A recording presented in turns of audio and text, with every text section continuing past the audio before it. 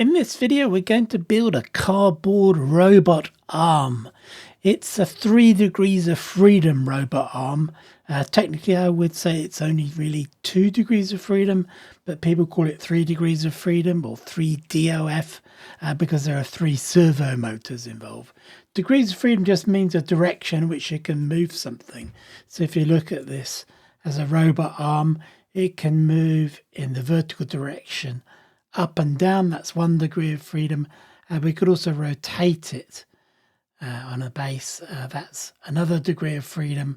And people sometimes call the 3rd degree of freedom if you have some kind of grabbing arm at the end. That would be another degree of freedom. Hope you enjoy it.